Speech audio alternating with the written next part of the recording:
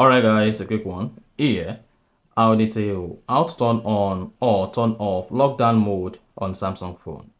So if at the end of this you found this helpful and informative, please don't forget to like and then subscribe. Now, to turn on or turn off lockdown mode on your Samsung phone, all you need to do is go ahead and click on settings. On the settings, scroll down, locate and click on lock screen and AOD. Then locate and click on secure lock settings. Here, you'll be prompted to type your Samsung phone PIN.